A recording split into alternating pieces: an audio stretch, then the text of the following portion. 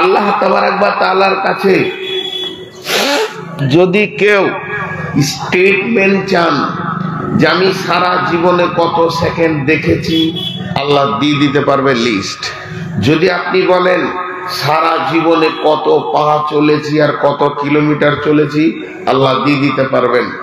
যদি আপনি আল্লাহকে বলেন আল্লাহ আমার চোখটা কত মিনিট কত সেকেন্ড বন্ধ ছিল, মানে ঘুমিয়েছি, আল্লাহ দিয়ে দিতে পারবেন। আপনি যদি আল্লাহকে জিজ্ঞেস করেন আল্লাহ আমার পেট কত কেজি মাংস খেয়েছে, কত কেজি মাছ খেয়েছে, চাউল কতটা খেয়েছে, রুটি কতটা খেয়েছে, আল্লাহ দিয়ে দিতে পারবেন। আল্লাহ এত বড় কাদির, আল্লাহ এত বড় ক্ষমতাবান যে আপনার একদম তিল পরিমাণ দিয়ে দেবেন। আল্লাহ সে ক্ষমতা আছে, ইন্নাল্লাহ আলা কুল্লি শাইইন কাদির। কিন্তু আল্লাহ প্রত্যেকটা পার্টসের হিসাব নেবেন। এই বডিটা আল্লাহ নিয়ামত, এই বডিটা আপনার নয়, এটা আল্লাহ দিয়েছে আপনাকে। তাহলে যিনি দিয়েছেন তার হিসাব নেওয়ার হক আছে। আমি আমার ছেলেকে একটা বাইক কিনে দিয়েছি, কত তেল পুড়লো, কত টাকা নষ্ট হলো, আর তুই গাড়ি চালিয়ে ক টাকা ইনকাম করে সংসারে দিলি, এই হিসাবটা নেওয়ার আমার অধিকার আছে। কিন্তু আল্লাহ প্রকাশ্যে একটা পার্সের কথা বলেছেন। দেখেন এটা কত খাতারনাক, ওই পার্সটা কত খাতারনাক যে আল্লাহ প্রকাশ্যে একটা পার্সকে মেনশন করে বলেছেন। কি বলছেন? বিসমিল্লাহির রহমানির রহিম। মা ইয়ালফিযু মিন কওলিন ইল্লা লাদাইহি রাকীবুন আতীদ। আরেকবার বলছি, মা ইয়ালফিযু মিন কওলিন ইল্লা লাদাইহি রাকীবুন আতীদ। দুবার বললাম, আল্লাহ গুরুত্ব দিয়েছেন বিধায় আর একবার আপনাদেরকে শোনাচ্ছি, দান দান তিন দান। আল্লাহ তাবারক ওয়া তাআলা বলছেন মা ইয়ালফিযু মিন কওলিন ইল্লা লাদাইহি রাকীবুন আতীদ।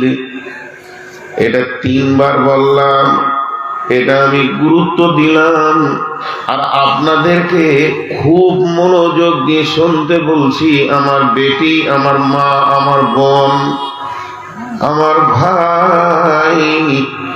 আল্লাহ বলছেন তুমি এমন একটা শব্দ জবান দিয়ে বের করো না, তোমার জিভ দিয়ে শব্দটা বের হচ্ছে, আর তুমি ভেবো না ওই শব্দটা সংরক্ষণ করা হচ্ছে না। আমি তোমার পেছনে প্রতিনিয়তি লিখককে রেডি করে রেখে দিয়েছি। লিখকরা যেন তোমার প্রতিটি শব্দকে সংরক্ষণ করছে, ধরে রাখছে। রাস্তায় চলতে চলতে পায়ে চোট লেগে গেছে, টক্কর লেগে গেছে, মুখ দিয়ে খালি বের হয়েছে উফ, এই শব্দটাও লেখা আছে। তার মানে জিভকে কন্ট্রোল করার জন্য আল্লাহ বলছেন যদি তোমার জবান কন্ট্রোল হয় তাহলে গোটা বডিটা কন্ট্রোল হয়ে যাবে। আর যার জিভটা বেকন্ট্রোল হবে তার গোটা বডিটা বেকন্ট্রোল হবে।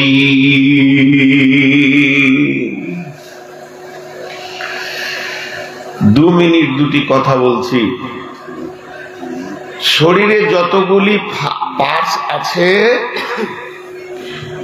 মা বোন, শরীরে যতগুলি পার্টস আছে, আমি কথার কথা বোঝানোর জন্য বলছি, 1000টা পার্টস আছে শরীরে। এই 1000টাকে একদিকে রাখেন আর ওর থেকে একজনকে বের করে একদিকে রাখেন। তাহলে একজনকে যদি 1000 থেকে বের করা হয় তা ওই দলে থাকবে 999। তো শরীরে যদি 999টা পার্টস থাকে, একটা পার্টস হচ্ছে ওর সর্দার, ওর কমান্ডার, ওর হুকুমে ও চলাফেরা করছে, তার নাম হচ্ছে জীব। তার নাম হচ্ছে জীব। জীব গোটা বডিকে চালায়, জীব গোটা বডিকে চালায়। জীব এমন একটা জিনিস, আপনার জবান যে বিষয়টা বেশি আলোচনা করবে আপনার চরিত্রকে সেই রাস্তা দিয়ে নিয়ে যাবে। তাহলে জীব বড় খতরনাক। এখন আপনাকে একটা লিস্ট করতে বলছি, মোটামুটি 4-5টা বলছি। ব্রেন, চোখ, কান, হাত, পা, তারপরে আপনার সরঙ্গা, মেয়েদের, পুরুষের যতগুলো পাশ আছে আগে লেখেন পা, একটা দাগ দেন, কটা গুণা করে? 3টে গুণা করে। সরঙ্গা কটা গুণা করে? 2টো করে, 3টে করে। এইভাবে ব্রেন কটা করে? 5টা করে কি 10টা করে? 2টো, 3টে, 5টা, 2টো, 3টে, 4টা, 5টা, এর বেশি গুণা কোনো পাস করে না। আর যখন লিখবেন আপনি জীব বা জবান, লম্বা করে টেনে আপনাকে লিখতে হবে 163। জীব এত খতরনাক, ও একাই 163টা গুনাহ করে।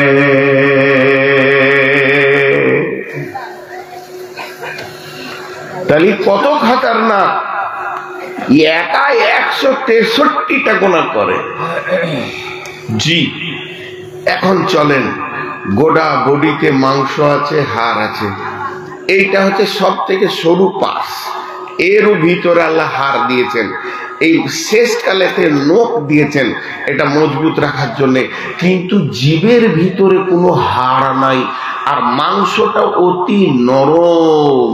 তা একজন আল্লাহর ওলি বলছেন, হে হতভাগা, তুমি নরম মাংসতে এত গরম কথা বলো কি করে? তোমার জীব হলো নরম, আর তুমি কথা বলছো অত্যাধিক গরম। মেরে দিব, মার্ডার করে দিব, শেষ করে দিব।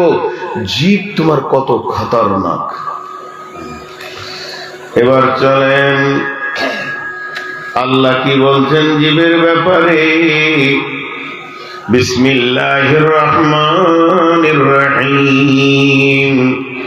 ইয়া আইয়ুহাল্লাযীনা আমানু, ইয়া আইয়ুহাল্লাযীনা আমানুত্তাকুল্লাহা ওয়া কুলু কাওলান সাদীদা ইসলিহ লাকুম আ'মালাকুম ওয়া ইয়াগফির লাকুম যুনুবাকুম ওয়া মান ইউতি'িল্লাহা ওয়া রাসূলাহু ফাকাদ ফাযা ফাওজান আযীমা। আল্লাহ বলছেন, সুবহানাল্লাহি বিহামদি, কত দামি কথা। আল্লাহ বলছেন, হে ঈমানদারেরা, তোমরা জিভকে কন্ট্রোল করো, জিভকে বেঁধে রাখো, জীব যেন অতিরিক্ত কথা না বলে। তুমি জীবকে বাঁধবে কি দিয়ে? জীবের বাঁধার ওষুধটা কি? ইত্তাকুল্লাহ, আল্লাহকে ভয় করে তুমি জীবটা বাঁধো। আর ওয়াকুলু কাওলান সাদীদা, তুমি সত্য নরম কথা বলো। যখন তুমি জীবকে কন্ট্রোল করে নেবে, সত্য নরম কথা বলবে, তখন কি হবে? ইসলিহ লাকুম আ'মালুকুম, যখন তোমার জীব বাঁধা পড়ে যাবে, তোমার সারা বডিতে যত পার্টস আছে সবাই ভালো আমল করবে, তোমার আমল চেঞ্জ হয়ে যাবে। আর যখনই তোমার আমল চেঞ্জ হয়ে যাবে, তোমার বডি যখন ভালো আমল করবে,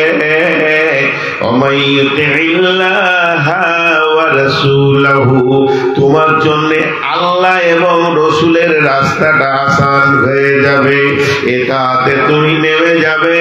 যেহেতু তুমি সত্যবান, ফাকাদ ফাযা ফাওজান আযীমা। তুমি জীবকে কন্ট্রোল করলে সব থেকে বড় কঠিন দিন কিয়ামতে তুমি সেদিন সফল কাম হবে। জীবকে কন্ট্রোল করো। জীব অতি খতরনাক, জীব অতি খতরনাক। জীব এত খতরনাক আপনাকে জান্নাত ঢুকতে দেবে না। এখন একটা দর্শন কথা বলবো 10-5 মিনিট, এটা ধ্যান দিয়ে শুনতে হবে। এটা ফিলোসফি, কোরআন হাদিসের সমন্বয়ে হবে কথাটা, কিন্তু ফিলোসফি দর্শন হচ্ছে অতি কঠিন। যারা বুঝে তারা বুঝে, যারা বুঝে না তারা বুঝে না। একটা মানুষ যেদিন থেকে মুখ খুলে, আর একটা মানুষ তার আজরাইল এসে যেদিন মুখে তালা মারে,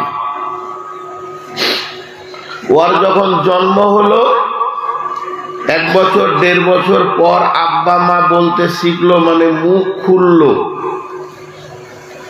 আর যেদিন আজরাইল আসলো ওর জিভ তালা পড়ে গেল। এই টোটাল জীবনে ও যত কথা বলে, টোটাল জীবনে যত কথা বলে তার 4টা ভাগ। যে কথাটাই বের হবে আপনি 4টা বালতি রাখবেন, যে কোনো একটা বালতিতে ফেলা হবে। যেটা এখানে পড়ছে, এটা এই ভাগে পড়ছে, এটা এই ভাগে পড়ছে, এটা এই ভাগে পড়ছে, 5 নম্বর ভাগ নাই। সেই 4টা ভাগ কি? 1 নম্বরে ভালো কথা,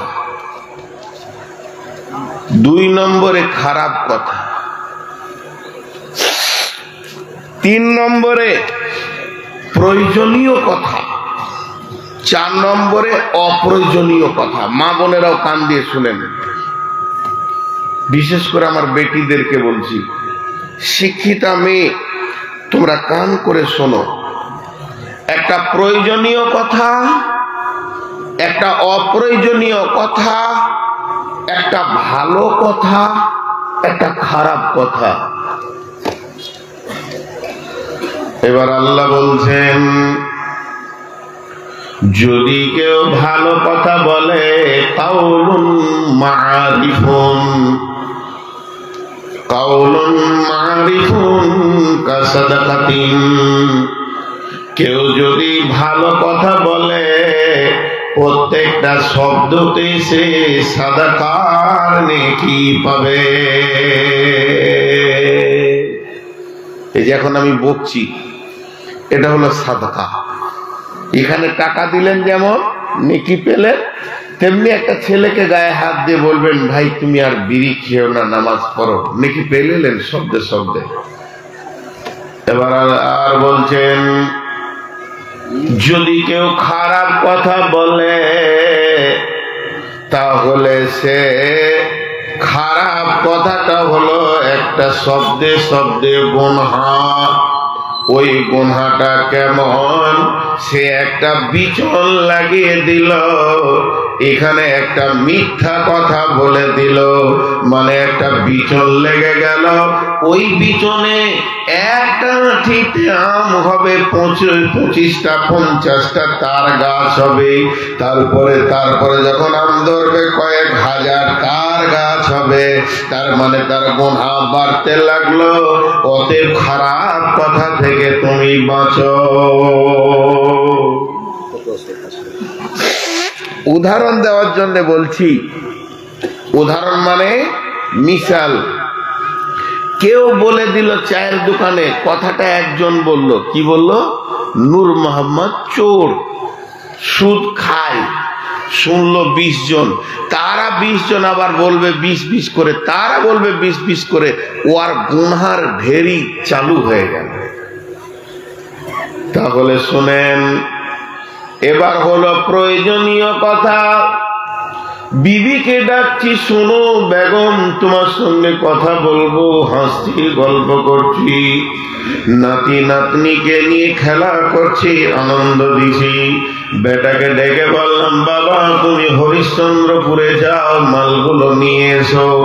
এই যে প্রয়োজনীয় কথা, বিবি স্বামীকে বলছেন আজকে কি তরকারি বানাবো, বলো কোনটা তোমাকে রুচ লাগছে। এগুলো প্রয়োজনীয় কথা। যদি কেউ প্রয়োজনীয় কথা বলে, সেও শব্দে শব্দে শব্দে নেকি পাবে। প্রয়োজনীয় কথা না বললে মানুষ চলতে পারবে না। আর থাকলো অপ্রয়োজনীয় কথা, চায়ের দোকানে বসে গেছে, আড্ডা জায়গায় বসে গেছে, van van van van van van van van van van van van machine চালা হচ্ছে। তুরস্ক, আমেরিকা, নিউজিল্যান্ড, হল্যান্ড, ফিলিপাইনের গল্প চালাচ্ছে, কিছুই জানে না, আর মিথ্যা সত্য মিলিয়ে চালিয়ে গেছে। এটা ওর কোনো প্রয়োজন ছিল না। অপ্রয়োজনীয় কথাতে গুনাহ আছে। আর আপনার কিনা খারাপ কথাতে গুনাহ আছে, প্রয়োজনীয় কথাতে নেকি আছে, ভালো কথাই নেকি আছে। এর জন্য আমার আল্লাহ বলছেন, মা ইয়ালফিযু মিন কাওলিন ইল্লা লাদাইহি রাকিবুন আতীদ। তোমার জবান দিয়ে এমন একটা শব্দ বেরোচ্ছে না যে শব্দটা আমার সংরক্ষণকারী সংরক্ষণ করছে না। বলেন, সাহাবা রাদিয়াল্লাহু আনহুরা কি করতেন জানেন? সারা রাত ঘোরাফেরা হয়ে গেল, এবার ও বিছানায় বসেছে, শুবে তো বিছানায় বসে বসে যেসব দোয়া দরুদ আছে পড়ে নিলেন, পড়ে নিয়ে এবার হিসাব করতো, সকালে ওর সঙ্গে আর কি মারলাম, ওর সঙ্গে বেশি কথা বললাম, ওর সঙ্গে ও ডাকলো তা আমি গেলাম না, কি কি আজকে ভুল করেছি। এই কথাটা যদি নাই বলতাম তা তো আমার চলতো। ওই কথাটা বলতে যে দুটা কথা বেশি হয়ে গেল, আমার লিখনেওয়ালা দুটা পাতা বেশি লিখে নিলে, তা আমার ওটা কি বলার দরকার ছিল? এই ঘুমাবার আগে কান্ত, হে আল্লাহ তুমি মাফ করো, তুমি দয়া করো, আমি ভুল করে আজকে বেশি কথা বলে দিয়েছি, আগামীকাল সকাল থেকে উঠে প্রয়োজনের বাইরে একটাও কথা বলবো না। এইভাবে তারা কথাকে কমাতে কমাতে কমাতে কমাতে একদিন মানুষত্বের শীর্ষস্থানে পৌঁছে গেছেন। অতএব বন্ধুরে, অতিরিক্ত কথা বলা যাবে না।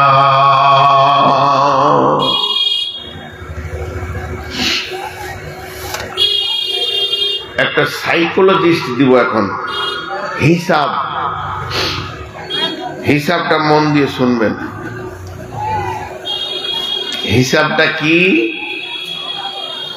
সারা পৃথিবীতে যতদিন পৃথিবী তৈরি হয়েছে, আদম এসেছে, আর যতদিন থাকবে, যতগুলো মার্ডার হয়েছে, যতগুলো খুনাখুনি হয়েছে, যতগুলো লাঠি নিয়ে লাঠালাঠি হয়ে গেছে, যতগুলো তালাক হয়ে গেছে, স্বামী স্ত্রী বিচ্ছেদ, ভাইয়ে ভাইয়ে বিচ্ছেদ, মা বেটায় বিচ্ছেদ, যার পেটে জন্ম নিল সেই মায়ের সাথে সম্পর্ক শেষ, বিবির সাথে সম্পর্ক শেষ, যতগুলো মামলা নিষ্পত্তি হয়ে গেছে এই পর্যন্ত, আর যতগুলো মামলা সারা পৃথিবীতে এখনো পর্যন্ত জীবিত আছে, এরপরও যত মামলা হবে সমস্তগুলোকে যদি এক জায়গায় করা যায়, আর একবার যদি জিজ্ঞেস করা যায় কি কারণে হলো, কারণটা যদি পিছাতে পিছাতে পিছাতে পিছাতে 1 নম্বরে যাওয়া হয়, নাম্বার 10 কারণ, নম্বর 9 কারণ, নম্বর 8 কারণ, নম্বর 7 কারণ, নম্বর 6 কারণ, নম্বর 5 কারণ, নম্বর 4 কারণ, নাম্বার 3 কারণ, নাম্বার 2 কারণ, নাম্বার 1 কারণ, তো দেখা যাবে মার্ডারটা হয়েছে 10 নম্বরের কারণে। কিন্তু প্রথম ঝগড়া শুরু হয়েছে জীব নিয়ে। ওর কথা ওকে লাগিয়েছে, ওর কথা এর কাছে গেছে, যত স্বামী স্ত্রী তালাক আজ পর্যন্ত হয়ে গেছে ওটা একমাত্র জীবই করতে পেরেছে, আর কেউ পারবে না। ভাইয়ে ভাইয়ে বিচ্ছেদ, তার মানে বউ স্বামী স্ত্রীকে কথা ফুসফুস করে লাগিয়ে দিয়ে ভাইয়ে ভাইয়ে বিচ্ছেদ ঘটেছে। তার মানে জবানের মতো কঠিন ধারালো অস্ত্র পৃথিবীর বুকে আর নাই।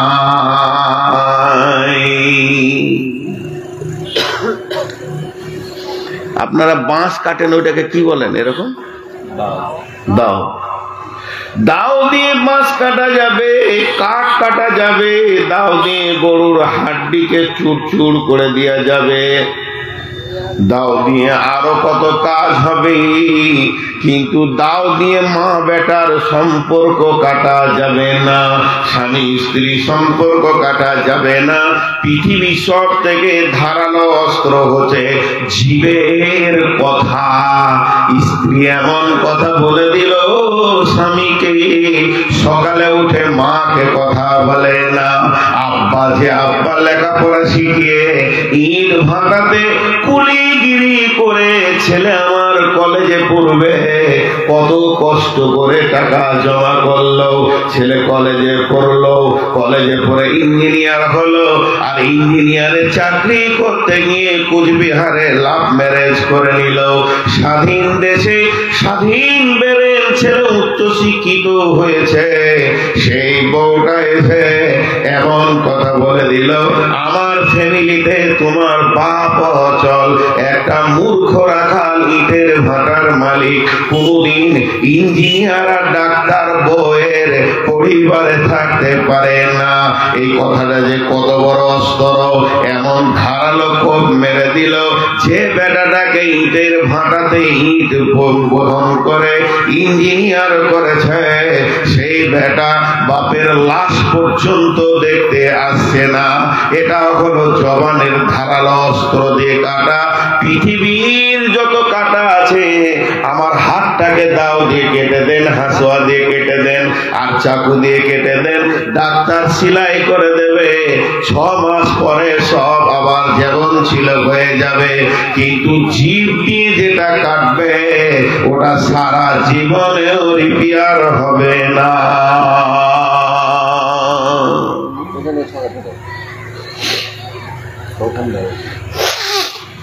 দাও দিয়ে কাটে চামড়াকে, আর জীব দিয়ে কাটে দিলকে। দিল প্রেম কেটে যায়। আর কত তোদের পায়ে ধরবো রে বাপ, আর কত ধরবো? ওইদিকে দুজন দাঁড়িয়ে আছে, কেউ গিয়ে ওকে বসিয়ে দেন, আর না হলে এখান থেকে খসিয়ে দেন। বেয়াদব লোক। বংশটা ঘোড়া বংশ, ঘোড়ারা যদি বসে যায় তো দাম কমে যাবে। জীব হলো বড় বেকন্ট্রোল। আপনাদের বিরক্ত লাগছে নাকি?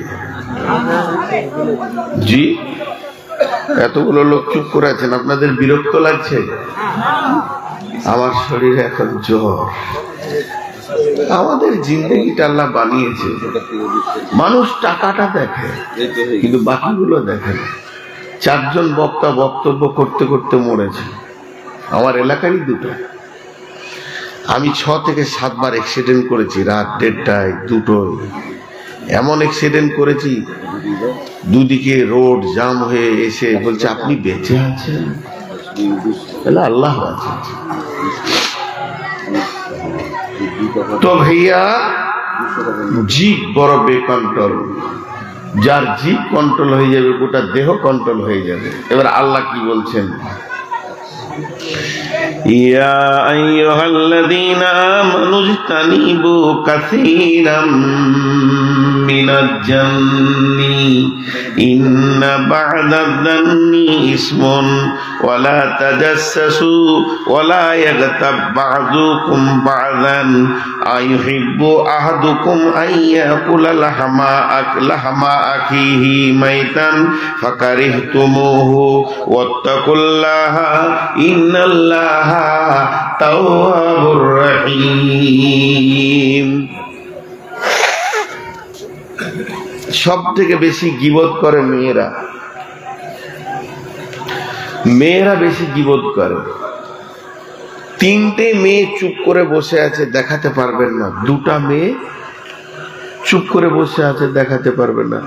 গোটা কথা বলে পেট খালি করে নিবে, বুক খালি করে নিবে, যে শেষকালে বলবে ওর কথা বলিস না, আমাকে ভালো লাগে না। শুনেও নিল, বলেও নিল। অতএব গীবত বড় ভয়ানক। আল্লাহ বলছেন গীবতটা তৈরি হয় কোথা থেকে? গীবতের একটা চাবি আছে, সেই চাবিটার নাম হলো জান। জান জান আল্লাহ বলছেন ইয়া আইয়ুহাল্লাযীনা আমানু, হে ঈমানদারেরা, ইজতানিবু, তুমি বাঁচো, বা'দাজ জান্নি, এমন কিছু ধারণা থেকে। জান মানে হলো ধারণা। তুমি যখনই ধারণা করবে, তোমার মাথা যখনই কোনো অনুমান করবে, তখনই তোমার জিভটা খুলে যাবে। অতএব তুমি ধারণা করিও না। ধারণা হলো জীবের চাবি। যদি চাবি না খুলতে পারে, ভিতরের মাল বের করতে চড়ে যেমন পারবে না, যার কাছে অনুমান বা ধারণা থাকবে না, তার দ্বারা জীব গুনাহ করবে না। এর জন্য আল্লাহ বলছেন খবরদার তোমরা ধারণা করো না, বাঁচো তোমরা কিছু ধারণা থেকে। ধারণা কেমন? এখন জলসা শেষ হবে, ধরেন 12:30টায়, 12:30টায় শেষ হলো, সবাই আমরা উঠতে শুরু করে দিলাম। রাস্তায় গেছি, যেতে যেতে এখান থেকে কারো বাড়ি 10 কিলোমিটার, সাইকেল লে কি বাইক লেগেছে।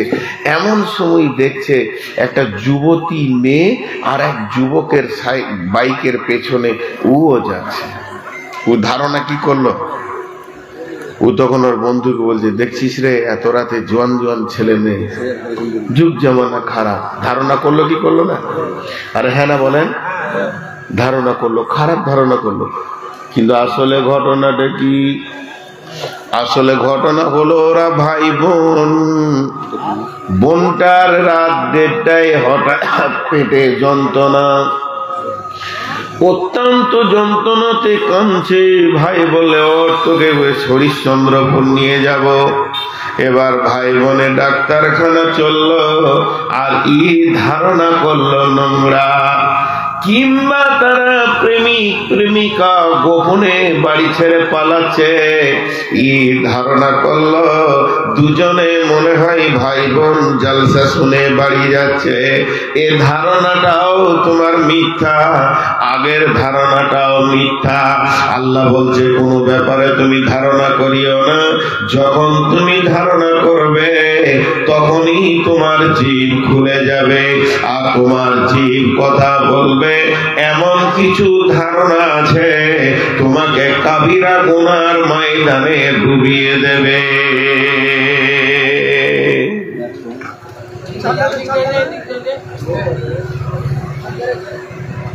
এমন কিছু ধারণা আছে খারাপ। ঘটনা একটি শোনেন। বিশ্বনবী ইতিকাফ নিয়েছেন মসজিদে, আর ইতিকাফ গুলো হয় চাঁদের মাসের শেষ দিকে। বিশ্বনবীর সঙ্গে বেগম সাফিয়া দেখা করতে এসেছেন মসজিদে, বিশ্বনবীর বিবি। বিশ্বনবী তার বিবির সঙ্গে মসজিদে বসে বসে এসার পর অনেক আলাপ আলোচনা করলেন।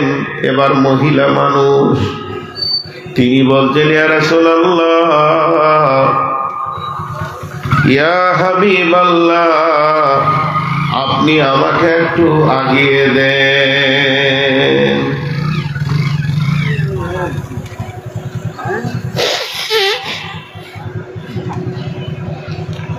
জি, এতেকাপ তো হয় চাঁদের শেষ দিকে, আধার রাত।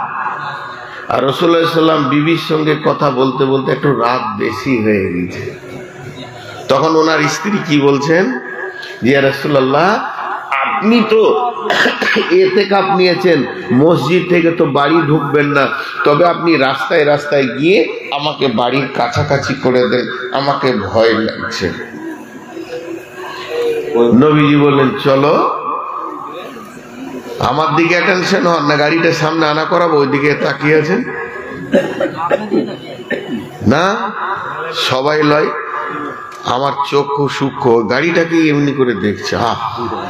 গাড়ি দেখার যদি আফসোস থাকে, একটা চট আর হাত পাকা রুটি নিয়ে হাই রোডের ধারে বসবেন, সারা দিন দেখবেন। এখন বায়ানটা শোনেন। এবার বিশ্বনবী যাচ্ছেন ওনার বিবিকে আগাতে। রাত রাত রাত মানে আন্ধার, রাত মানে তো এটা মসজিদ, ওই জামে মসজিদের অতটা যাবে কি, আর একটু যাবে। এদিকে রসুল চললেন বিবিকে নিয়ে, আর ওই দিক থেকে দুই বন্ধু সাহাবী গল্প করতে করতে আসছে। দিয়ে রাস্তার মাঝে ক্রস হলো, বিশ্বনবী চলে গেলেন, ওরা এদিকে চলে এলো। যখনই ক্রস হয়ে গেল, আল্লাহ নবী ওনার বিবিকে বললে, দাঁড়াও, তুমি একটু দাঁড়াও। রাসূলুল্লাহ সাল্লাল্লাহু আলাইহি ওয়াসাল্লাম ফিরে এক দু পা এসে বলছে, ওই আল্লাহর বান্দা, ওই কে আছো শোনো। দুইজন কাছে গেলেন। এমন সময় দুইজন কাছে গেলেন, নবীজি বললেন, রে আল্লাহর গোলাম, তোমরা আমার সাথে একটা মহিলাকে দেখতে পেয়েছো। ওই মহিলাটা হলো বেগম সাফিয়া, আমার বিবি। বেগম সাফিয়া আমার বিবি। দিয়ে বলছে, যাও।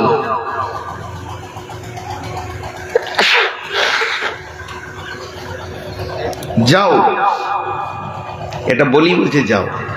ওরা দুজন কি বলছেন, ইয়া রাসূলুল্লাহ, ইয়া হাবিবাল্লাহ,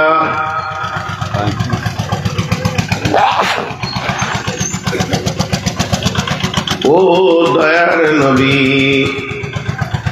আপনার প্রতি আমাদের কোনো ধারণা খারাপ নাই। আপনি বিবি ছাড়া হাঁটবেন না, এটা আমাদের ভালো জানা আছে। যেদিন থেকে আপনাকে আমরা নবী বলে মেনে নিয়েছি, সেদিন থেকে আমরা একদম পরিষ্কার আপনাকে ভালো মানুষ জানি। নবীজি বললেন, রে আল্লাহর গোলাম, আল্লাহর বান্দা, তুমি ভালো, তোমরা ভালো, আমি ভালো, আমার বিবি ভালো, তোমরা দুজনে ভালো, আমি ভালো, আমার বিবি ভালো, কিন্তু শয়তান ভালো নয়। কাফেরেরা দিন-রাত আমার বিরুদ্ধে নোংরা নোংরা নোংরা নোংরা কথা তৈরি করছে। যদি কাফের বেঈমান মুশরিকেরা কোথাও বলে ওর ব্যবহার খারাপ, তখন তোমার মনটা একবার বলে দেবে, আমিও রাতে মেয়ে ছেলের সঙ্গে দেখেছি। আর এটা যখনই তোমার মনে চলে আসবে, সঙ্গে সঙ্গে তোমার ঈমানটা শেষ হয়ে যাবে। অতএব এটা যেন তোমার মধ্যে ধারণাই না আসে, তার জন্য আমি বানটা দিয়ে দিলাম। বন্ধুরা আমার, এর জন্য আমার আল্লাহ বলছেন ইজতানিবু কাসীরাম মিনায-যন্নি ইন্না বা'দায-যন্নি ইসমুন। এমন কিছু ধারণা রয়েছে যেগুলো কাবিরা গুনাহ। ওয়ালা তাজাসসু, তাজাসসুসি করিও না।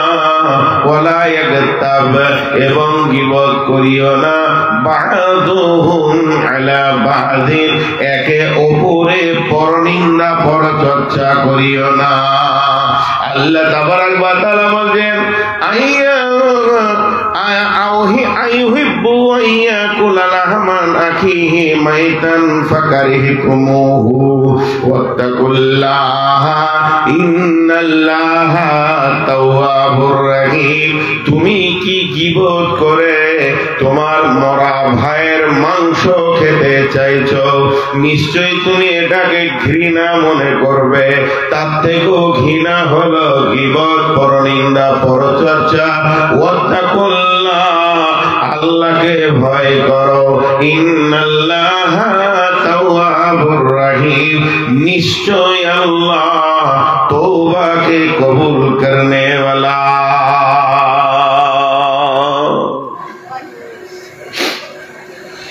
কেন পরের কথা বলবে তুমি? পরের কথা বলা কি দরকার আছে? গীবত করছো। একজন বলছে মুখটা, এটা দুটো জিনিস, হয় ফুলদানি না হয় ডাস্টবিন। হয় ফুলদানি না হয় ডাস্টবিন। ফুলদানি হলে ফুল থাকবে, ডাস্টবিন হলে নোংরা জিনিস থাকবে। তুমি মুখ দিয়ে ভালো কথা বলবে, তাহলে তোমার মুখটা হবে ফুলদানি। ভালো খাবার খাবে, তাহলে তোমার মুখটা হবে ফুলদানি। আর এই মুখটা দিয়ে যখন তুমি নোংরা নোংরা গালি গালাজ দেবে, তোমার মুখটা হয়ে যাবে ডাস্টবিন। আর যখন এই মুখে তুমি গুটকা জর্দা ভরবে, তোমার মুখটা হয়ে যাবে ডাস্টবিন। এখন তুমি কি করবে করো, তুমি কি করবে করো। তোমার কি করার আছে আর কি বুঝার আছে করো। জি ভাই, আপনাদের গ্রামে কেউ মারা গেছে, এই যে লোকটাকে আপনি লাস্ট দেখেছেন, যার জানাজা সর্বশেষে পড়েছেন, ওর চেহারাটা, ওর দেহটা একবার মনে মনে নিয়ে আসেন। ওই দেহ থেকে যদি টুকরো টুকরো ছোট ছোট বুটি বুটি করে এক প্লেট মাংস দিয়ে আপনাকে চামচে করে দিই, আপনি খেতে পারবেন? তার থেকেও হচ্ছে গীবত খারাপ। কেন গীবত করবে? জিভকে কন্ট্রোল করো, তুমি জান্নাতে চলে যাবে। জিভ বেকন্ট্রোল তো তুমি জাহান্নামে যাবে। আল্লাহ তাবারাক ওয়া তাআলা বলছেন ওয়াইলুল লিকুল্লি হুমাযাতিল লুমাযা আল্লাযী জামা'a মালাহু ওয়া'দ্দাদা ইয়াহসাবু আন্না মালাহু আখলাদা।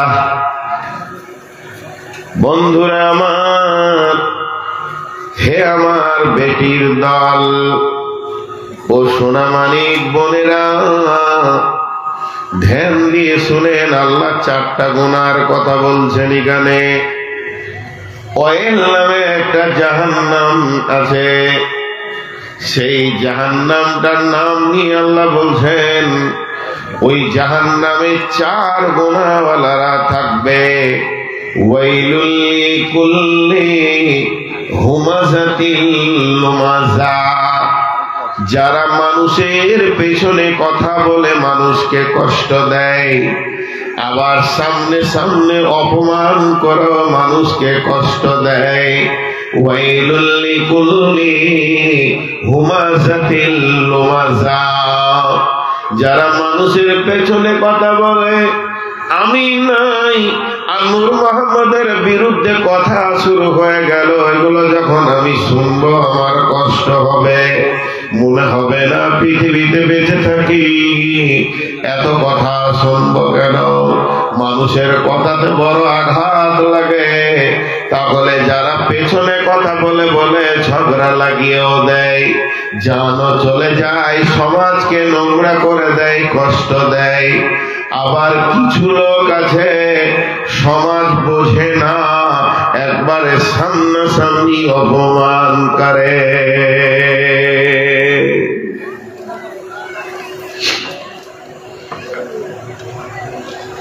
উদাহরণ দেওয়ার জন্য বলছি, আমার গ্রামের কোন লোক আপনাদের গ্রামে এসছে, দিয়ে কাগজটা পড়ে দেখছে নূর মোহাম্মদ এখানে আছে রে, জোহরের নামাজ পড়ে বলছে নূর মোহাম্মদকে কেন বক্তা লিয়েছে যে? বলে কেন? ও তো পাকা মাতাল, ও তো সুদ খায়। বলছে তুমি ঠিকই বলছো? হ্যাঁ। আমার নাম্বারটা লিখেলেন, ওর বাড়ির পাশে আমার বাড়ি। ও যেদিন জালসায় আসবে খালি আপনি বলবেন যে ও খায় না বলেছে, ফোনটা ধরিয়ে দেবেন। আমার কাছেই 20,000 খেয়েছে ও 10 দিন আগে। আমি পাক্কা সুদখোর, আল্লাহ মাফ করুন, উদাহরণ দেওয়ার জন্য বলছি। এখন এইটা গোটা গায়ে প্রচার হয়ে গেছে, কমিটির ভিতরে সবাই ফুসফাস ফুসফাস। আরে সুদারু আমাদের প্রধান বক্তারে, তো গায়ে দুটো দল হয়েছে। একটা যুবক বলছে ওকে খালি আসতে দে। তারপরে দেখছি আমি গাড়ি থেকে যেই নেমেছি ভিড় লেগে গেছে, ছেলে পেলে সালাম আলাইকুম সালাম আলাইকুম। ও গিয়ে বলছে এই সুদারু এলি, তুই বল যে আমি সুদ খাই না, এটা তোর চাচা তো ভাইয়ের নাম্বার। সামনে সামনে, কিন্তু আমি সুদ খাই, সত্যি খাই। তো আমি সামনে সামনে অপমান হয়ে গেলাম। বন্ধু আমার, এখানকার যিনি সভাপতি বলছেন ওর ব্যাপারটা আমাকে ছেড়ে দে, আমি দেখে নিচ্ছি। নিয়ে আবার কোনো যুবককে আমার কাছে যেতে দিল না, উনি ডেকে নিয়ে গিয়ে মসজিদের ইমামের রুমের ভিতরে নিয়ে গেল। ইমামের রুমের ভিতরে নিয়ে গিয়ে দরজাটা লাগিয়ে দিয়ে বলছে, ভাই নূর মোহাম্মদ, তুমি একটা পাকা সুদখোর, আমরা খবর পেয়েছি, তুমি ওটা ছেড়ে দাও। আমাকে আমার কথাটা শোনালো, সমাজকে অপমান করতে দিল না। তাহলে এই লোকটার লাভ কি হবে? যে আমার ইজ্জতকে বাঁচালো, যে আমি বিদেশি ইজ্জতকে বাঁচালো, এই লোকটার জিন্দেগির ফায়দাটা কেমন হবে? কঠিন কিয়ামতের দিনে ওর গুনাহগুলো আল্লাহ কাউকে দেখাবেন না, সম্মানের সঙ্গে মাফ করে দেবেন। আর যে লোকটা আমাকে সামনে সামনে বলেছে, অথচ হক কথা সামনে বলা যাবে না, যেটাতে মানুষ কষ্ট পাবে, ওকে ওর সামনে বলো, হাজার কষ্ট পেলেও, কিন্তু সমাজের ভিতরে তুমি অপমান করতে পারো না। এর জন্য আল্লাহ বলছেন, ওয়াইলুল লিকুল্লি হুমাযাতিল লুমাযা, তোমার জন্য লেলিহান আগুন দাও দাও করে জ্বলছে। তুমি কতজনকে পেছনে কথা বলে বলে সমাজকে ঝগড়া লাগিয়ে সমাজের ভিতরে অশান্তি করেছ। এমনকি কিছু লোককে সামনাসামনি কথা বলে তাকে তুমি কষ্ট দিয়েছ। অতএব তোমার জন্য অয়েল জাহান্নাম অপেক্ষা করছি।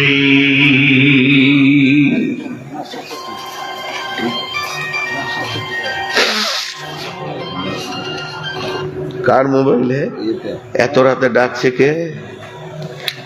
বন্ধু বান্ধব এবার জিলেপি খেতে ডাকছে, যাও। এখন মজার কথা একটা বলছি, একটু ধ্যান দেন।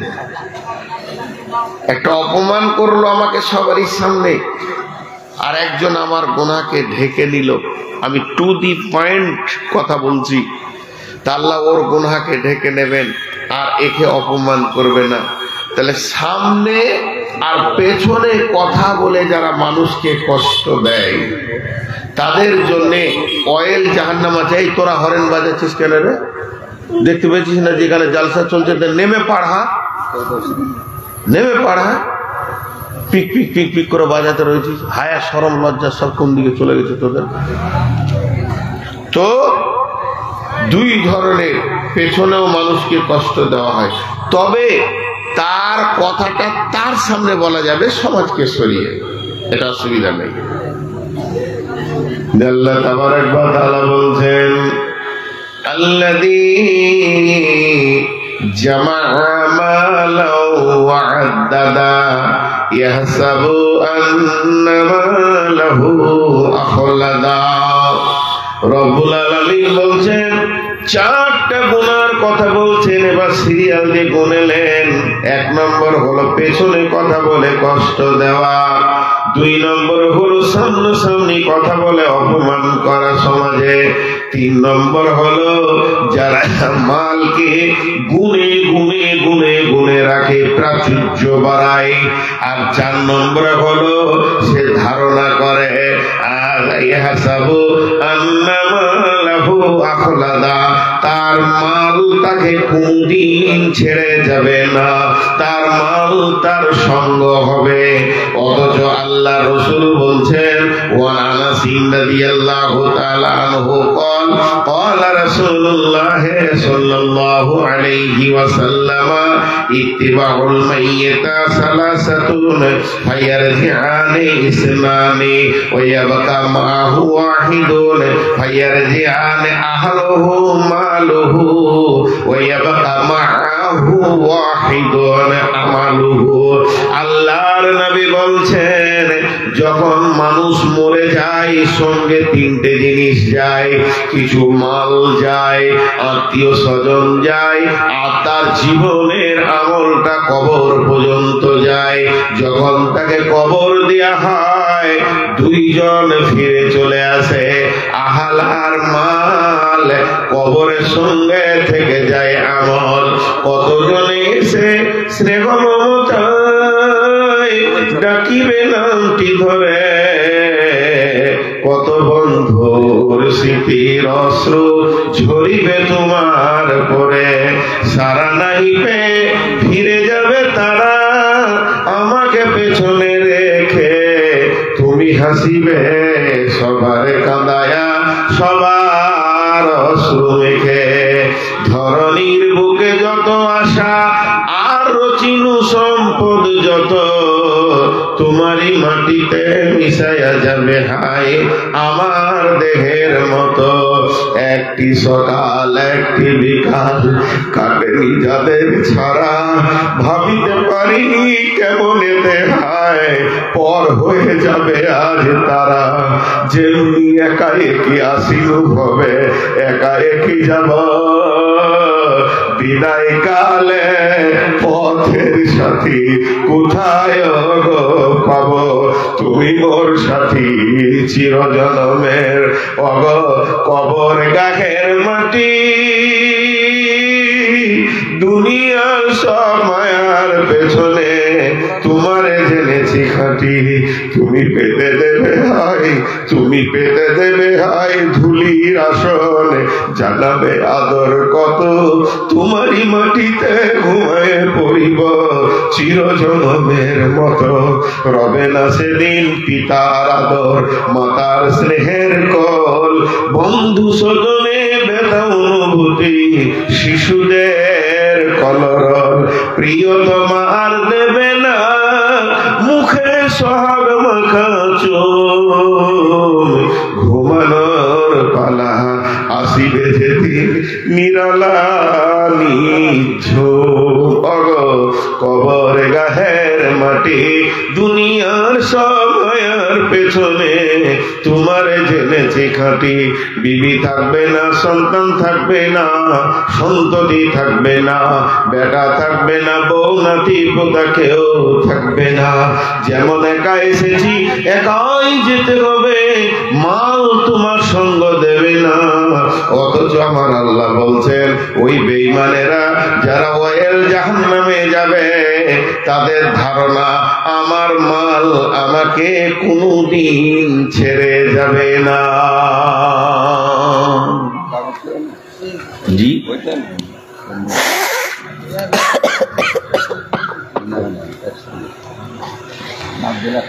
হে আল্লাহ তুমি মদত করো। তো এই ধারণা 4টা গুনার কথা বললাম। পেছনে কথা বলে কষ্ট দেয়, সামনে সামনে অপমান করে, মালকে গুনে গুনে রাখে, আর তার ধারণা আমার মাল আমার হাত ছাড়া হবে না, আমার হাত ছাড়া হবে না। আল্লাহ বলছে জাহান্নামে যাবে, আল্লাহ বলছে জাহান্নামে যাবে। এখানে একটা ছেলেকে আমি বেঁধেছি, মারবো মারবো, আর আপনারা 4-5 জন এসে বলছেন মৌলভী সাহেব ছেড়ে দেন। তখন আমি কি বলছি, কখনোই নয়, ওকে মারবই। কখনোই নয় মানে মারবো না তা নয়, কখনোই নয় বলছি। আপনাদের কথাগুলো নিব না, আপনাদের কথাকে গুরুত্ব দিব না, ওকে আমি মারবো। আল্লাহ ওটাই বলছেন। ভাষাটা দেখেন, আগে উদাহরণ দিয়ে দিলাম, কাল্লা লায়ুনবাদান্না ফিল হুতামা। কখনোই নয়, কোনদিন মানা যাবে না, আমি কোন কারো দোয়া কিছুই নিব না, ওকে হুতামা জাহান্নামে দিব। ওমা আদরাকা মাল হুতামা, নবী হে তোমাকে কে জানালো হুতামা কি? নারুল্লাহিল মুকাদা, হুতামাটা হলো আল্লাহ প্রজ্বলিত আগুন। আগুনের মেলায় ভাগ, এটা আগুন কিসের? কাঠের, এইটা আগুন কয়লার, এইটা আগুন গ্যাসের, এটা পেট্রোলের আগুন, এটা ডিজেলের আগুন, এটা কেরোসিনের আগুন, এই যে জ্বলছে এগুলো টারবাইন বিদ্যুতের আগুন। আল্লাহ তাবারাক ওয়া তাআলা হুতামা নামে যে জাহান্নামটা বানিয়েছে বন্ধুরে, ওটা হুতামাটা আল্লাহ প্রজ্বলিত আগুন, ডিজেল পেট্রোলের লয়। ওই আগুন কথা বুঝে, কথা শোনে। আল্লাহ বলবে ধর, ধরবে, যেদিন আল্লাহ বলবে ছাড় সেদিন ছাড়বে। ওই আগুনটা এমন আগুন, লেপটে পিজের মতো তরল হয়ে আপনাকে সামনে ধরে নিবে। আল্লাহ তাবারাক ওয়া তাআলা বলছেন, কাল্লা লায়ুনবাদান্না ফিল হুতামা, কখনোই নয় ওকে আমি হুতামাতে দিব। ওমা আদরাকা মাল হুতামা, হুতামা কি জিনিস কে জানালো? হুতামা কি? হুতামা হচ্ছে নারুল্লাহিল মুকাদা, এটা আল্লাহর হুকুমের প্রজ্বলিত আগুন। আল্লাতী তাত্তালিউ আলাল আফইদা, এখন যদি আমার গায়ে কেরোসিন তেলে আগুন জ্বালিয়ে দেন, আমার গা জ্বলবে, আমার গা পুড়বে, আমি ছটফট করব। হসপিটালে নিয়ে যাবেন, ডাক্তার বলবে রগ পুড়েনি, ভিতরের মাল ঠিক আছে, বেঁচে যাবে। কিন্তু আমার আল্লাহ বলছেন ওই হুতামার আগুনটা কেমন? ওটা কলিজাকেও পোড়াবে, ওটা ফ্যাপসাকে পোড়াবে, আঁতুরির ভিতর দিয়ে আগুনটা চলবে, হাড়ের ভিতর দিয়ে আগুন চলবে।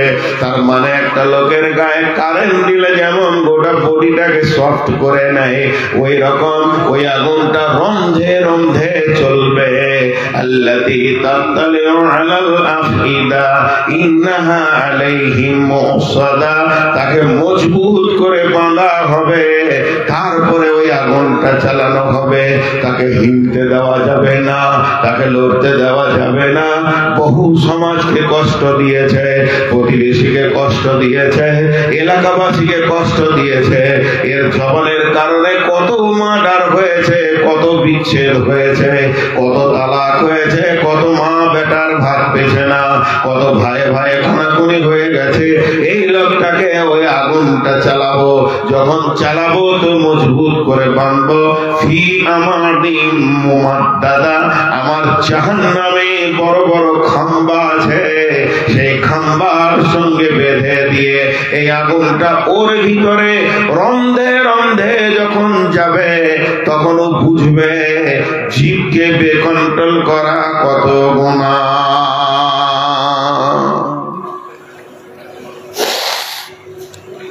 জীবকে বেকন্ট্রোল করা কত গুনাহ, তবে ওর বুঝে আসবে। তার আগে বুঝে আসবে না, তার আগে নিজেকে মাস্তান মনে করে নিয়েছে। ও কাউকে ডর করে না, কাউকে তাওয়াক্কাও করে না। ইয়ে খাবিস, নিজেকে বড় মাস্তান মনে করে। আর যারা গীবত করবে আপনারা দেখবেন একটু সমাজে খেয়াল করে, ও ফের হাজার গুনাতে ভর্তি আর লোকের একটা গুনাহ দেখে হাসবে। হ্যাঁ, ও হাজার গুনাতে ভর্তি আর লোকের একটা গুনাহ দেখে ও ভাববে যে ও সাধু হয়ে গেছে। আল্লাহ বলছে খালি আয়, তোর ব্যবস্থা কি করতে হয় এটা আমি আল্লাহর কাছে নতুন কিছু লই, তোকে উচিত শিক্ষা আমি আল্লাহ দিব। সকলে জোরে ইনশাআল্লাহ বলবেন, আমরা আর গীবত করব না। আল্লাহ আমাদেরকে মাফ করুন, আমিন। আল্লাহ রসুল বলছেন, আল গীবাতু আশাদ্দু মিনাজ জিনা, গীবত হলো জেনার থেকে খারাপ, ব্যভিচারের থেকেও খারাপ। হাজি, ব্যভিচার কাকে বলে? একটা মেয়ে একটা পুরুষ তাদের কাছে বস্ত্র থাকবে না, শরীরে কাপড় থাকবে না, অবৈধ মিলন করবে, তাদের স্খলন হবে, তারপরে গোসল করতে হবে, তার আগে মসজিদ ঢোকা যাবে না। এটা এত নোংরা কাজ, এর থেকে গীবত খারাপ। গীবত তো মসজিদে বসে বসে করা হবে, উজুর হালাতে, উজু ভাঙবে না। মসজিদে নামাজ পড়লাম, আপনাদের ইমাম সাহেব আর আমি শুরু করে দিলাম ওই মৌলানা মুমতাজুলের গীবত করতে। লোক নাকি খারাপ লোক, আর হুঁশি নাই, আর জ্ঞান নাই, কিছুই জানি না, মাথা মোটা, 3 দিন আগে চুরি করেছিল। এই যে শুরু করলাম, আমাদের উজু ভাঙছে না, কাপড়ও খুলতে হচ্ছে না। জি ভাই, উজু ভাঙছে, কাপড় খুলতে হচ্ছে। আর জেনা ব্যভিচারটা হচ্ছে কাপড় খুলতে হবে, উজু ভাঙবে, গোসল ফরজ হয়ে যাবে, তারপরও রসুল বলছে গীবতটা বেশি হোনা। কেন ভাই, একটু ভাবেন। রসুল বলেছে মানে এখানে কোনো মজা আছে। আমি একটা মেয়ের সঙ্গে ব্যভিচারে লিপ্ত হয়েছি, তার সঙ্গে আমার দৈহিক মিলন হয়ে গেছে।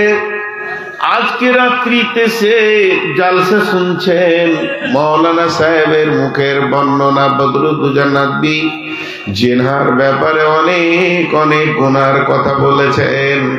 এবার গভীর রাত্রে যখন জালসাটা শেষ হয়ে গেল, আমি উঁচু করে মসজিদে ঢুকে গেলাম, কেউ নাই। সাজদায় পরে পরে ডুকরে ডুকরে কাঁদছি আর বলছি, আল্লাহ তুমি মাফ করে দাও। শয়তানের ফেরে পড়ে আমি এত বড় গুনাহ করেছি, মাবুদ রে তুমি আমাকে ক্ষমা করে দাও।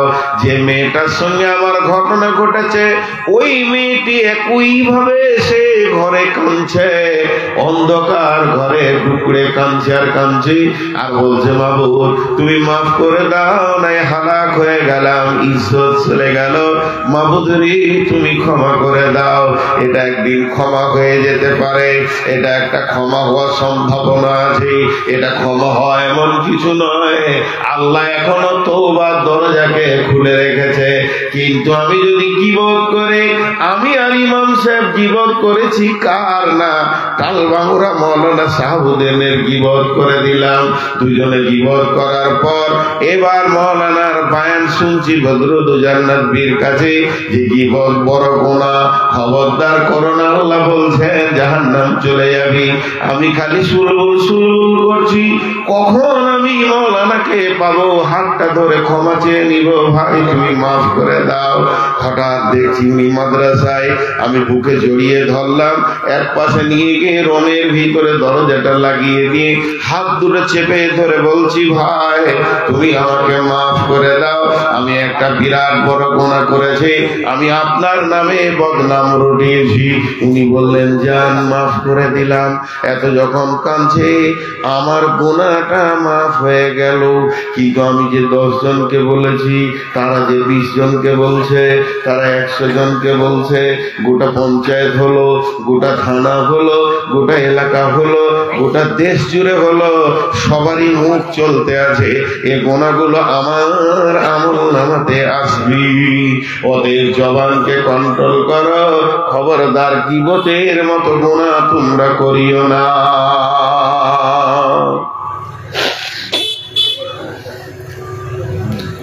উঠিয়েন না, খুব শর্টে ছেড়ে দিব। এবার আমি আপনাদের কাছে লম্বা টাইম নিব না, আপনারা দেখতে পাচ্ছেন আমি কষ্ট পাচ্ছি। বিষয়টাতে আর 2টো বিষয় রয়েছে, খালি এটা বলে দিয়ে ছেড়ে দিব। গীবত করা জায়েজ,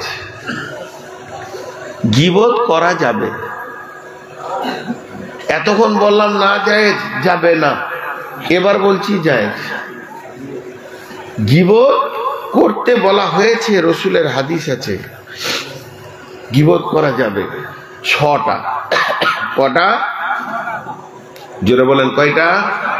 6টা। 1 নম্বর, কোন ছাত্রের গীবত তার শিক্ষকের কাছে করা যাবে। স্যার, আপনার ছেলেটাকে হরিশ্চন্দ্রপুরে নোংরা জায়গায় আমি দেখেছি, একটু শাসন করবেন। শাসনের উদ্দেশ্যে বলা যাবে। কোন ছেলের গীবত তার বাপ মায়ের কাছে করা যাবে। ভাই, আজকে আপনার ছেলেটাকে দেখলাম একটা জুয়ারির সাথে মোটরসাইকেলে চেপে গেল, ছেলেটা নোংরা হয়ে যাবে, তাকে তুমি সাবধান করিও। নাম্বার 3, কোন মুমিন মুসলমানকে জান বাঁচানোর জন্য গীবত করা যাবে।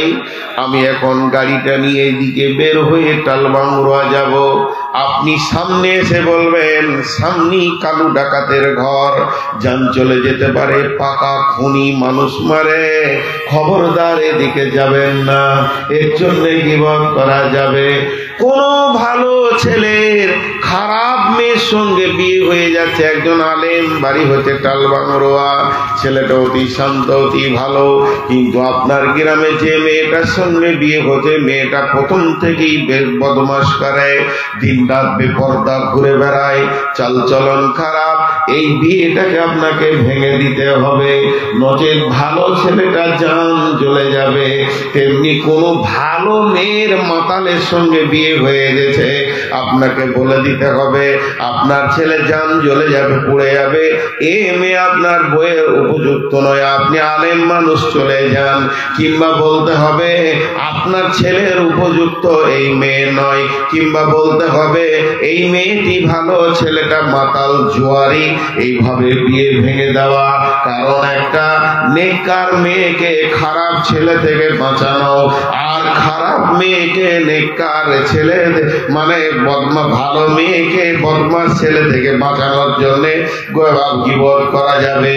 6 নম্বরে গীবত করা যাবে যাদেরকে ভোট দিয়ে নেতা করেছেন, যারা একদম নমিনেশন ফাইল করে জিতে ভোটে নেতা হয়েছে, এরা ভোট দিয়ে নেতা হয়ে গেছে, এমএলএ বলেন, এমপি বলেন, প্রধান বলেন, আর পঞ্চায়েত মেম্বার বলেন, এর বিরুদ্ধে বসে বসে চায়ের দোকানে কথা বলবেন, বেঈমানকে ভোটটা দিলাম, রাস্তাটা ভালো করলো না, লুটে নিলে, মেরে নিলে, খেয়ে নিলে, যাতে করে পরবর্তীকালে মানুষ ওর দিকে আর নজর না দেয়, এর জন্য আপনি বাড়ি বাড়ি বলে বেড়াবেন, গুনাহ হবে না। কথাটা বুঝাতে পারলাম? এতগুলি লোক কেউ কিছু বলছে না। জি ভাই, বুঝাতে পারলাম? একবার পেছন দিকে তাকান, 4-5 জনকে বসাইতে পারিনি, কিন্তু আমি যত বড়ই বক্তা হয় ওদের কাছে আমি হেরে গেছি। হ্যাঁ, আমি নামলেই মার্ডার করবে, ওরা দাঁড়িয়ে আছে, না টাকা পাবে আল্লাহ জানে, এত জায়গা থাকতে বসছেন। এই বসাটার গুরুত্ব যদি দিই, কোরআনে আছে বসার জন্য কথা, তাফাসসাহু ফিল মাজালিসি ফাফসাহু ইয়াফসাহিল্লাহু লাকুম। আল্লাহ রসুল, আল্লাহ তাবারাক ওয়া তাআলা ইসলামের এমন একটা কানুন নাই যে ব্যাপারে মুখ খুলেননি। এখন আপনাদের সামনে একটা মজার কথা শোনায়, গীবতকারীরা জান্নাতে যাবে না, গীবতকারীরা জান্নাতে যাবে না। এই দেশটাকে জ্বালিয়ে খেয়েছে কারা? আপনার গায়ে যদি 50টা চোর থাকে, 12টা ডাকাত থাকে, 4টা পকেটমার থাকে, আর চরিত্রহীন লুচ্চা যদি 5-7টা থাকে, ব্যভিচার রান্ডি যদি 20-25টা থাকে, তো সমাজের ক্ষতি করবে না, ওরা নিজেরাই ক্ষতি হয়ে যাবে। কিন্তু যদি 3টে ভেদানি লোক থাকে, তো গোটা ঘাটাকে জ্বালিয়ে দেবে। কথাটা বোঝাতে পারলাম? আমার কথাটা বুঝতে পেরেছেন কি না? এই কি হলো তোমার?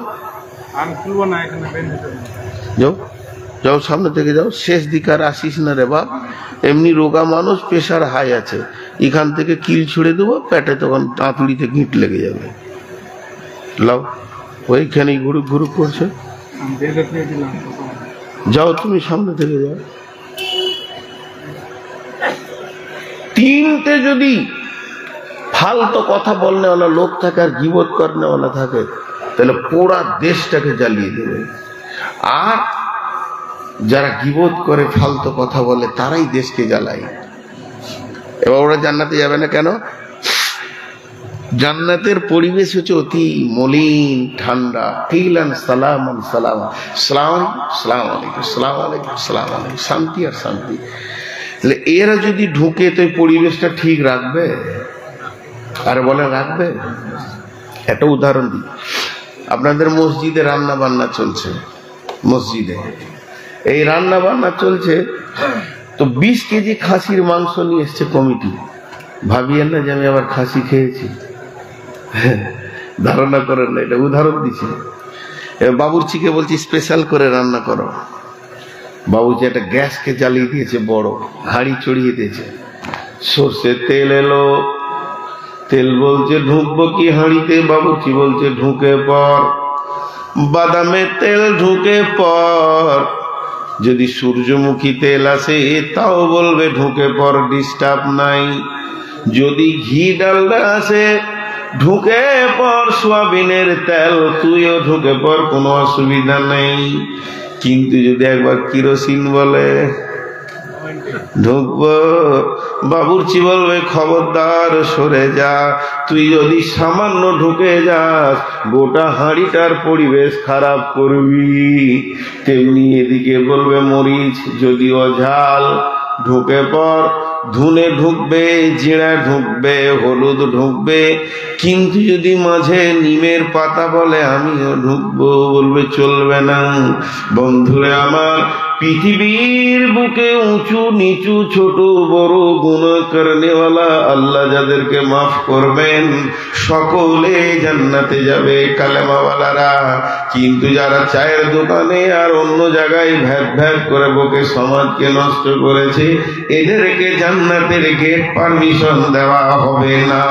গাঁকে জ্বালিয়েছে, এলাকা জ্বালিয়েছে, পঞ্চায়েত জ্বালিয়েছে, আল্লাহ বলবে তোর মতো বেঈমানকে ভিতরে ভরে দিয়ে আমার জান্নাতের পরিবেশ নষ্ট করব না।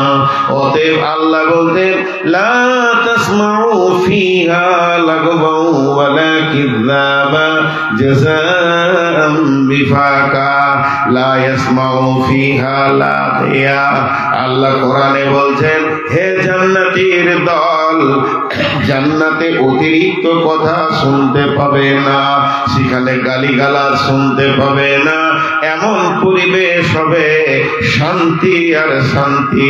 তুমি গীবত শুনতে পাবে না, পরনিন্দা পরচর্চা, লাগু কথা, অতিরিক্ত কথা, গান বাজনা, মিথ্যা সত্য, গালিগালাজ শুনতে পাবে না। তার মানে এই লোকগুলি জান্নাতে যাবে না।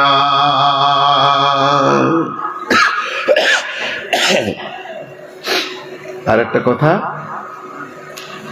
কদিন আগে গাঁগুলোর নাম জিজ্ঞেস করবেন না, আমাদের কাছে অনেক জিনিস মজুদ থাকে। তো বক্তাকে থাকার জায়গা দিয়েছে একটা মাদ্রাসার রোমে, কি সুন্দর বিছানা গো, কিন্তু রোমের পেছনেই জেনারেটর রেখেছে। এবার ঘুমটা কেমন হবে? আর ওই রোমের জানলাতে ফের 2টো মাইক বেঁধেছে। গত কয়েকদিন আগে এই বিহারে কাটিহারে একটা জালসায় গিয়েছিলাম, মাদ্রাসায় যে রোমে থাকতে দিয়েছে ওর ছাদে 8টা মাইক দিয়েছে। হাজি আপনারা আজকে 2-3টে রাত জাগলেন, আর আমি আজকে ওই 14 তারিখ থেকে অক্টোবরের প্রতিদিন চলছে। তা কদিন হলো? এই মাসের 5 দিন, আর ওইদিকে ধরেন 16 দিন। আমি প্রায় 30টা রাত জেগে দিলাম, 20টা রাত জেগে দিলাম। এবার আমার মনটা কি বলবে যে আজকে তালসু যাব, কিন্তু মাইকের শব্দ লুবো না, এমন একটা জায়গায় থাকবো, চুপচাপ ঘুমাবো। ঠিক 10 মিনিট 20 মিনিট আগে আমাকে উঠিয়ে নিয়ে এসে মাইক দেবে। প্রতিদিন আলো আর মাইক নেওয়া সম্ভব নয়। এর জন্য একটা বক্তার নিরিবিলি জায়গায় করতে হবে। এটা আবার আসামিদের জ্ঞান খুব আছে। আসামে যত জালসা করি আর বাংলাদেশে, যদি জালসা হয় তালসুতে, তো রাখবে 3 কিলোমিটার দূরে। ওখানে কোনো একটা মসজিদ মাদ্রাসা হোক, কারো ঘর হোক, রান্না বান্না করে 20টা ছেলে খাওয়াবে, আর একটা করে মোটরসাইকেলে নিয়ে আসবে আর একটা করে নিয়ে যাবে। মানে জালসাটা কোথা হচ্ছে ওদেরকে 3 বার শুধু দিতে হবে, সাউন্ডই পাওয়া যাবে না যতক্ষণ না স্টেজে যাব। এই জালসাগুলোতে স্বাদ পাওয়া যায়। এই জালসাগুলোতে ওকেও স্বাদ পাওয়া যায়, রেস্ট হয়ে যায়। কিন্তু এরকম জালসা 100টাতে 5টা পাওয়া যায়, বাকিগুলো ওই মাইকটাই বেঁধে দেয় বক্তার পাশে।